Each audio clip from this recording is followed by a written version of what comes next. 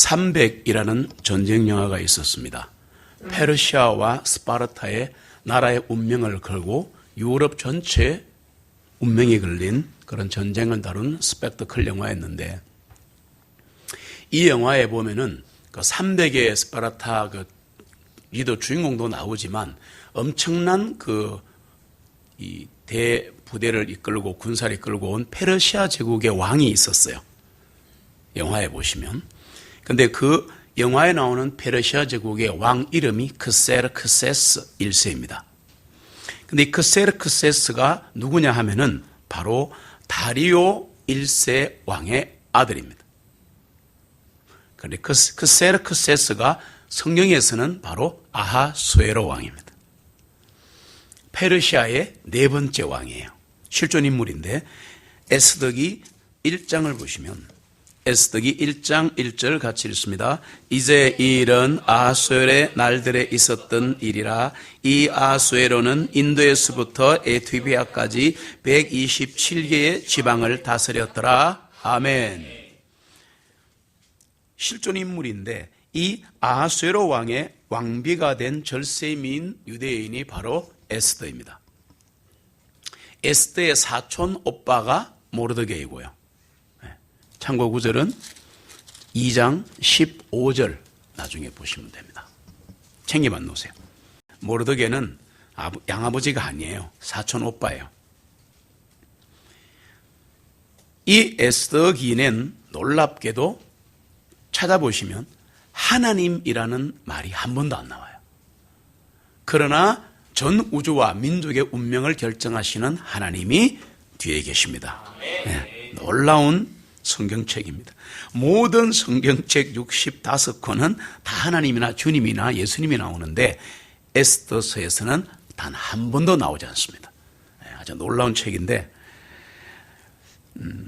이 등장인물이 이제 아하수에로 왕, 그 다음에 에스더 왕비, 그 다음에 오빠 모르드게, 하나 더 있습니다. 하만이라는 국무총리가 나옵니다.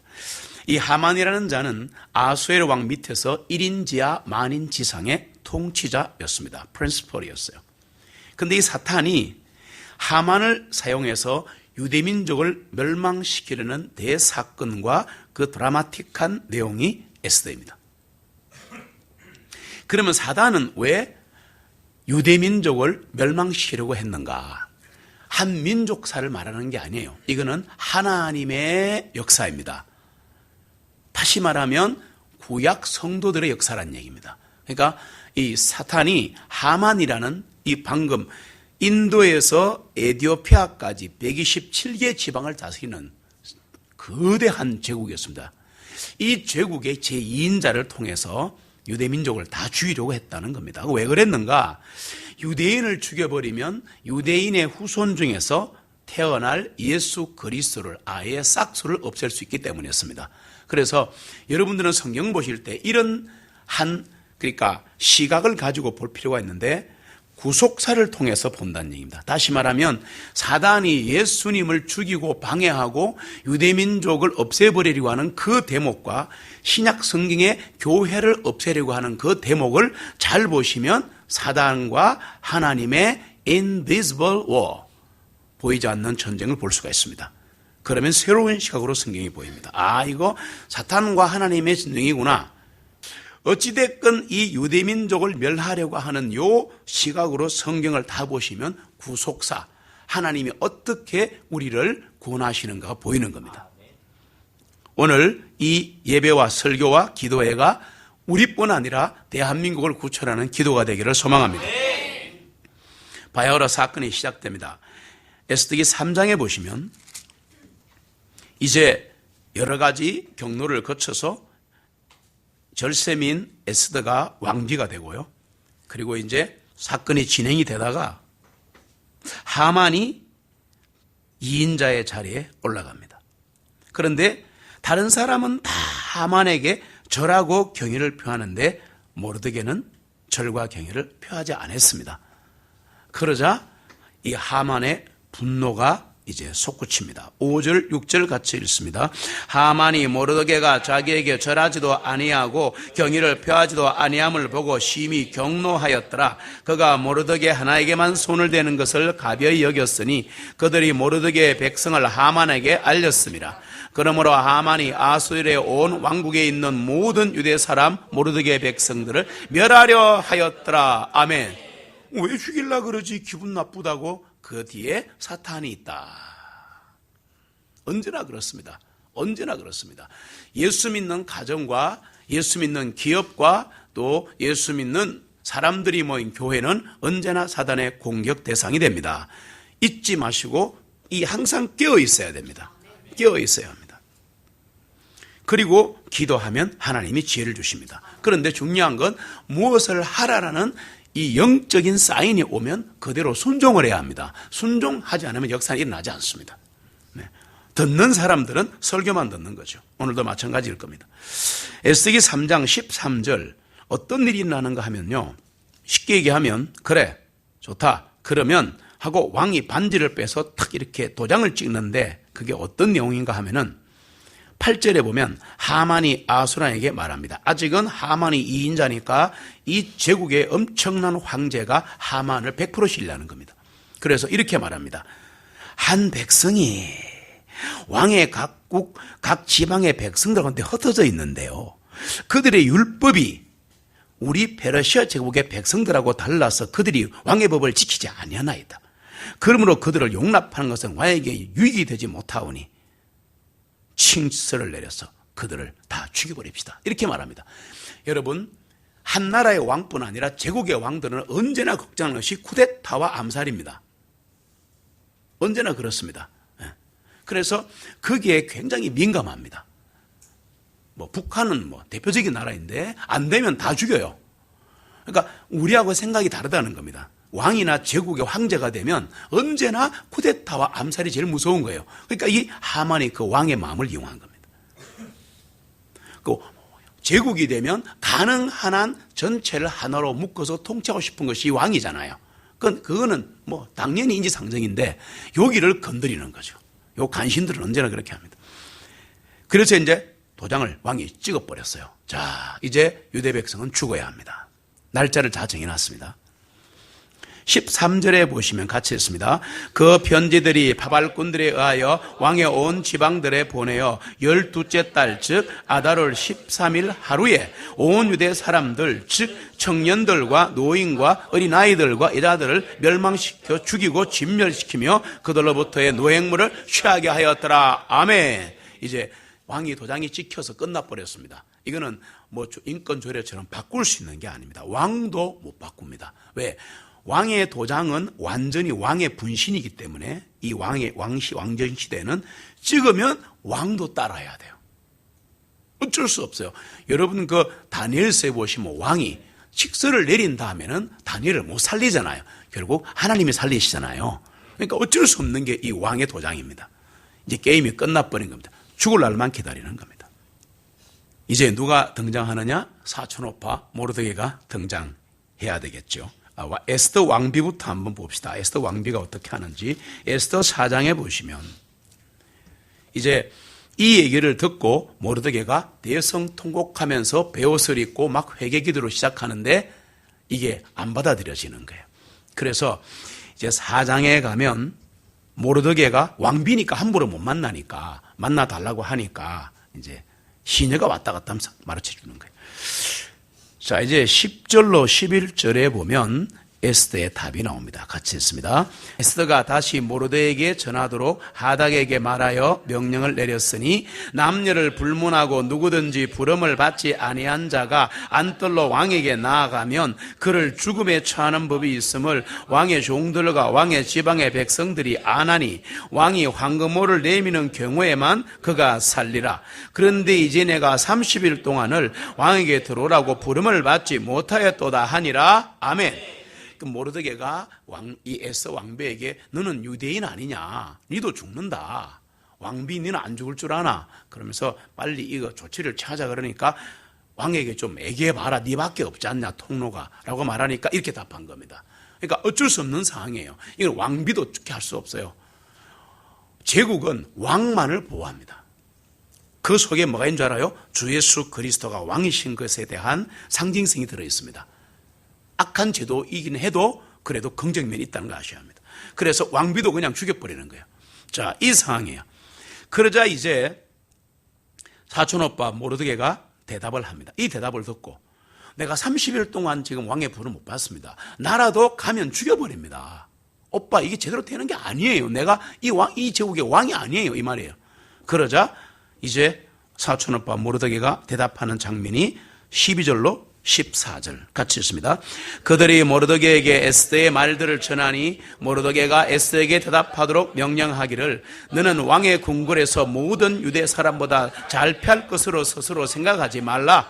이는 만일 이때 너까지도 잠잠하면 유대 사람들은 다른 곳으로부터 해방과 건져냄을 받을 것이나 너와 내 조상의 집은 멸망을 당하리라. 네가 이때를 위하여 왕국에 들어오게 되는지 누가 알겠느냐 하니라. 아멘. 그러자 이제 에스더 왕비가 대답을 하는 장면이 15절, 16절 같이 있습니다. 그때 에스더가 그들을 시켜 모르드게 이같이 회답을 보내도록 명령하였으니 가서 수산에 있는 모든 유대 사람을 모으소서. 여러분은 나를 위하여 금식하되 3일 밤낮을 먹지도 마시지도 마소서. 나와 나의 여종들도 마찬가지로 금식한 뒤에 내가 법대로 아니하고 왕에게 들어가리니 만일 내가 죽으면 죽으리다 하니라. 아멘. 얼마나 진짜 이것은 죽음을 각오하고 들어가는 겁니다. 이거를 쉽게 보시면 안 돼요. 똑같잖아요. 죽음은 누구나 똑같지 않습니까? 근데 중요한 것은 왕에게 내가 죽으면 죽으려고 들어가는데 그 대신에 유대 사람은 전부 다 나를 위해 3일 밤낮 금식기도 해주세요.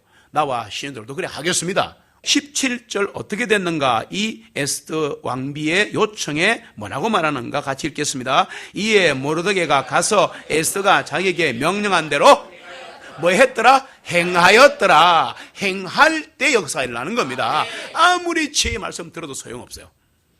니는 캐라, 나는 내 방식대로 간다. 그 사람은 절대 변하지 않습니다. 지금 어인 모르드게가 장대에 달려 죽게 생겼습니다. 자, 이 일을 행하다가 이제 일이 벌어지기 시작합니다. 에스더기 5장 14절에 보면 이제 이상한 일이 벌어지는데 이 모르드게를 죽이려고 하는 겁니다. 같이 읽습니다. 그때 그의 아내 세레스와 그의 친구들이 다 그에게 말하기를 50규빗 높이로 한 교수대를 세우소서. 그리고 내일 왕에게 말하여 모르드게를 그 위에 매달겠다고 하고 당신은 즐겁게 왕과 함께 그 잔치에 가소서 하니 그 일이 하만을 즐겁게 아니라 그가 그 교수대를 세우게 하였더라. 아멘. 이제 점점 이제 일촉즉발의 위기로 가는 겁니다. 자, 그럼 결과는 어떻게 됐을까? 다시 말하면 하나님이 어떻게 하셨을까가 중요한데 미리 구원의 하나님을 찬양합니다. 하나님 어떻게 하셨냐면 에스더기 7장에 보시면 중간에게는 생략하겠습니다만 이 왕이 에스더 왕비에게 아부를 하기 위해서 가는데 에스더 왕비는 여자의 몸인 것을 이용을 합니다. 미인계를 쓴 겁니다. 쉽게 얘기하면. 그러나 이것은 사람을 유혹하는 게 아니라 한 민족을 구원하기 위해서 기도하고 지혜대로 한 겁니다. 그래서 내용을 6, 7장에 읽어보시면 나중에 왕이 분노를 합니다. 네가 궁궐한 내 앞에서 왕후를 겁탈하려고 하느냐. 게임 끝나버렸습니다. 와, 이게 성경에 나옵니다. 여러분. 여기까지 에스더가 지혜롭게 행동한 거죠. 왕에게 눈물로 울고 막 해가지고 딱 작전을 다 짰습니다. 공감하면 집에 가서 읽어보시면 돼요. 결과가 어떻게 됐느냐? 9절로 10절 같이 했습니다. 왕의 내시 중 하나인 할보나가 왕 앞에서 말하기를 보소서. 하만의 집에 높이 50규빗의 교수대가 서 있나이다. 그것은 하만이 왕을 위하여 선한 조언을 한 모르드게를 매달려고 한 것이니이다 하매 왕이 말하기를 하만을 그 위에 매달지니라 하니 이에 사람들이 예비하였던 그 교수대에 하만을 매달았더라. 그때서야 왕의 진노가 그치니라. 아멘. 참 대단하죠. 네. 멸망의 위기에 처했던 유대인들의 대반격이 시작되는데 아까 얘기한 것처럼 왕이 도장을 찍었죠. 몇 날 며칠 모시에 유대인들을 다 죽여라. 그리고 재산 엄청나거든요. 다 빼앗아라. 이렇게 얘기합니다. 이것은 여러분 여기만 그런 게 아니고 2000년 인류 역사에서 계속되는 그리스도에 대한 핍박입니다. 항상 이렇게 했어요. 제대로 믿는 사람은 재산 뺏고 죽이고 이렇게 했습니다. 참 굉장했습니다. 자, 그러면 어떻게 해야 되느냐? 방법이 없잖아요. 그래 에스더가 왕에게 가서 얘기합니다. 우리를 살려주세요. 그러니까 내가 도장을 찍어서 나도 도와줄 수가 없노라. 그러자 또 기도하고 지혜를 하나님께 받습니다. 이렇게 얘기합니다. 그러면 왕이시여, 이 왕의 법을 바꿀 수가 없다면, 칙서를 못 바꾸신다면 우리에게도 칙서 하나 내려주세요. 도장 찍어서. 뭔데? 무기 들고 맞대응하게 해주세요. 그래서 저들을 죽일 수 있게 해주세요. 그건 알 수 있지. 찍어버린 거예요. 야, 에스더기 9장 1절로 5절에 유대인들의 반격이 시작됩니다. 좀 길지만 같이 읽겠습니다. 이제 12째 달 즉 아달월 13일은 왕의 명령과 칙령의 시행이 가까워질 때니 이는 유대 사람들의 원수들이 그들 위해 세력 행사하기를 바랐던 날인데 유대 사람들이 그 반대로 자기들을 미워한 그들을 다스리게 되었더라. 유대 사람들이 아수에로 왕의 전 지방에 걸쳐 그들의 성읍에서 함께 모여 자신들을 해치는 자들을 죽이려 하였으나 아무도 유대 사람들을 대적할 자가 없었으니 이는 그들을 두려워함이 모든 백성에게 임하였기 때문이더라. 아멘. 이 일이 일어나기를 소망합니다. 계속 읽습니다. 지방의 모든 지리자들과 왕의 대신들과 부관들과 관원들이 유대 사람들을 도왔으니 이는 모르드게를 두려워함이 그들에게 임하였기 때문이라. 또한 모르드게는 왕의 궁궐에서 크게 되어 그의 명성이 모든 지방에 퍼져나갔으니 이 사람 모르드게가 점점 크게 되었더라. 이와 같이 유대 사람들이 그들의 모든 원수를 칼로 쳐서 살육하고 파괴하여 자신들을 묘했던 자들에게 자기들 마음대로 행하였고 아멘. 그러나 노획물은 탈취하지 아니하였더라. 뒤에 나옵니다. 이걸 뭐라 그러냐? 부림절이라 그렇게 말해요. 부림절은 부르에서 온 건데 부르는 제비뽑기라는 단어입니다. 에스더기 9장 31절에 보시면 같이 있습니다. 그들이 정한 시기에 유대 사람 모르드게와 왕후 에스더가 그들에게 분부한 대로 또 유대 사람들이 자기들의 씨를 위하여 금식하며 부르짖은 사실이 선포되었으므로 이 부림의 날들을 확정하게 하였더라. 아멘. 책에 기록해버린 겁니다. 지금까지 유대인들은 부림절을 지킵니다. 하나님이 우리를 구원하셨다. 그런데 그들은 지금 종교가 되어서 지옥 가고 있습니다. 그래서 천주교든 힌두교든 불교든 유대교든 간에 복음을 전해야 합니다, 여러분. 네. 지금 대한민국의 이 고통, 그리고 정치, 경제, 문화, 이거 뭐 정신을 못 차리는 이 고난, 한국교회 죄악, 이거 놓고 우리 이제 중재기도 해야 합니다.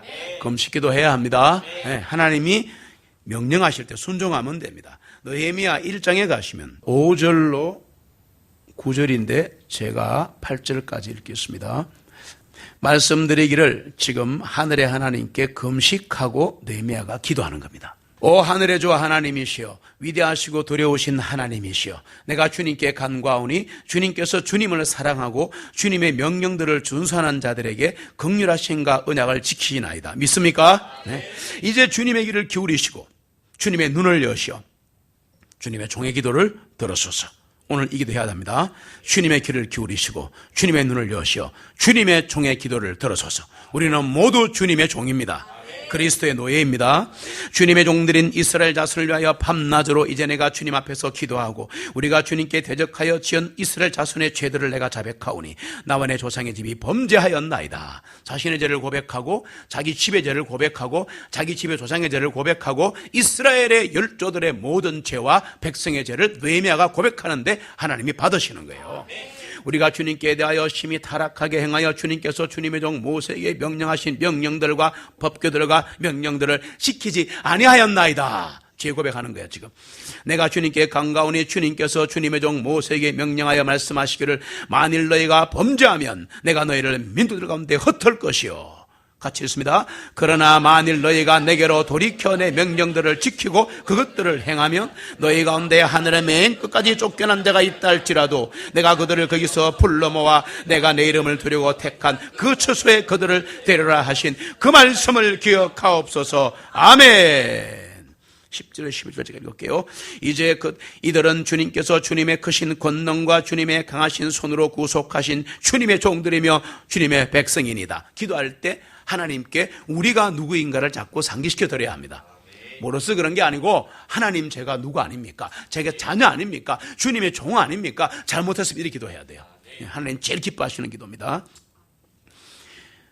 11절 같이 읽습니다. 오 주님, 내가 주님께 간구하오니 주님의 종의 기도와 주님의 이름을 두려워하기를 원하는 주님의 종들의 기도에 이제 귀를 기울이소서. 또 내가 주님께 기도하오니 이날 주님의 종으로 형통하게 하시어 이 사람의 보기에 주님의 종에게 긍휼을 베푸시옵소서 하였으니 이는 내가 왕의 잔 맡은 자였기 때문이라. 아멘. 똑같습니다. 에스더는 왕비의 자리를 걸고 목을 걸고 죽으면 죽으려 나갔고 그 말이 없어도 느헤미야는 왕의 잔 맡은 권력의 5인 안에 들어가는 대제국의 권력자인데 이 사람도 왕에 가서 이 말 하다가 그대로 죽을 수가 있는 상황이에요. 목숨 걸고 가서 우리 유대민족을 살려달라고 예루살렘 성벽 재건하려고 예루살렘 성벽을 재건하는 자는 쿠데타로 몰렸습니다. 그때. 그런데 영모로 몰렸어요. 이 위험을 무릅쓰고 들어가는 거예요. 언제나 그럼 여러분, 언제나 하나님의 사람은 죽음을 뚫고 기도하는 겁니다. 고백하는 겁니다. 발언하는 겁니다. 예배하는 겁니다. 집회하는 겁니다. 뭔 소리 하시는 거예요 지금. 느헤미야 1장 10절로 11절의 기도를 꼭 하시기 바라고 마지막 말씀인 역대하를 찾아보고 제가 결론을 내리겠습니다. 역대하 7장으로 가겠습니다. 13절로 15절까지를 같이 읽겠습니다. 만일 내가 하늘을 닫아 비가 내리지 아니하거나 내가 메뚜기 떼들에게 명령하여 그 땅을 삼키게 하거나 만일 내가 내 백성 가운데로 전염병을 보냈는데 만일 내 이름으로 불리는 내 백성이 스스로 낮추고 기도하며 내 얼굴을 찾고 그들의 사악한 길에서 돌이키면 내가 하늘에서 듣고 그들의 죄를 용서하며 그들의 땅을 고치리라. 이제 이곳에 사는 기도에 내 두 눈이 열릴 것이며 내 귀를 기울이리니 아멘. 메뚜기 떼가 지금은 4천억 마리가 오고 있습니다. 지금 전염병이 전 세계로 퍼지고 있습니다. 맞습니까? 이거를 우연이라고 말하면 안 됩니다. 누가 저질렀던 실험실에서 그랬던 언놈이 일부러 퍼뜨렸던 그거는 중요하지 않습니다. 관계없이 전체로 묶어서 보면 하나님이 관장하시는 거 아닙니까? 맞죠? 네. 하늘과 땅에 하나님께 이렇게 기도해야 합니다. 하나밖에 없어요. 우리를 긍휼히 여겨 주옵소서. 에스더 왕비와 모르드게와 유대민족의 금식기도와 합심기도를 들으시고 대적의 손에서 이들을 구원하신 분이 하나님이십니다. 이 하나님이 우리의 하나님이십니다.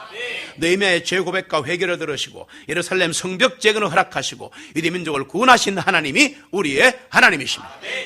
하나님 백성 우리가 스스로 낮추고 기도하며 하나님의 얼굴을 찾고 사악한 길에서 돌이키면 하나님이 하늘에서 들으시고 우리의 죄를 용서하시고 우리의 병든 땅을 고치실 줄 믿습니다. 우리가 다윗의 장막에서 드리는 이 예배와 기도에 하나님이 두 눈을 여시고 그분의 귀를 기울여 주시기를 소망합니다. 함께 기도합시다.